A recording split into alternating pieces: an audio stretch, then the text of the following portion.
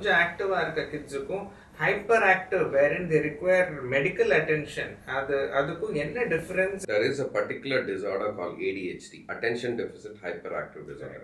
Name வந்து டிஸ்கிரிப்டிவா இருக்கும். So அவங்க வந்து உட்காந்துட்டு துருன்னு இருப்பாங்க. ஸோ அந்த கவனக்குறைவும் இருக்கலாம், துருன்னு இருக்கிறதும் இருக்கலாம், அது ரெண்டும் கிளப்பாயும் இருக்கலாம். ஸோ அதான் அட்டென்ஷன் டெபிசிட் ஹைப்பர் ஆக்டிவ் அப்படின்றது. அவங்க வந்து ஐக்யூ ஆல்மோஸ்ட் நார்மலா இருக்கும். ஆனா வந்து அவங்கள வந்து நம்ம கேள்விகள் கேட்டா அவங்க வந்து கரெக்டா பதில் சொல்லுவாங்க. ஆனா வந்து அது மார்க்ஸ்லயோ அகாடமிக்ஸ்லயோ அவங்களுக்கு காமிக்காது. போது உட்காந்து கையெழுத்து வந்து தலையெழுத்து மாதிரி இருக்கும். ஸோ அவங்களுக்கு நிறைய ஸ்பெல்லிங் மிஸ்டேக்ஸ் இருக்கும். அவங்க வந்து எழுதும்போது கடன்னு எழுதணும், முடிச்சிடணும். ஸோ அவங்க கொஞ்சம் பிளேஃபுல்லா இருப்பாங்க. ஒரு ரிலேட்டிவ்ஸ் வீட்டுக்கு போயிருக்காங்க, இல்லைன்னா ஒரு ஃப்ரெண்டோட வீட்டுக்கு போயிருக்காங்க அப்படின்னா ஜென்ரலா வந்து குழந்தைங்களுக்கு கொஞ்சம் வார்ம் அப் ஆகிறதுக்கு கொஞ்சம் டைம் ஆகும். கொஞ்சம் ஷையா இருப்பாங்க.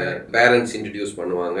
ஸோ அவங்க ஒரு 1 or 2 times மீட்டிங் இருந்தாதான் அந்த ஃபேமிலியோட கொஞ்சம் அந்த பேச ஆரம்பிப்பாங்க. ஆனா ஹைப்பர் ஆக்டிவ் சில்ட்ரன் வந்து என்டர் ஆன உடனே உட்காந்துட்டு எதனா பொருள் இருக்கா, எதனா இது இருக்கான்னா அதை வந்து தொடணும்னு தோணும். ஸோ உட்காந்துட்டு நீங்க எதனா வந்து ஒரு டெக்கரேட்டிவ் பீஸ் வச்சா உடனே அதை போய் எடுத்து தொடும்போது நான் பக்குன்னு இருக்கும். ஏன்னா அது நமக்கு சென்டிமெண்டல் வேல்யூவா இருக்கும். ஆனா அந்த குழந்தைக்கு வந்து ஷைனஸ் இருக்காது, கியூரியாசிட்டி ஜாஸ்தியா இருக்கிறதுனால they will want to go and touch this.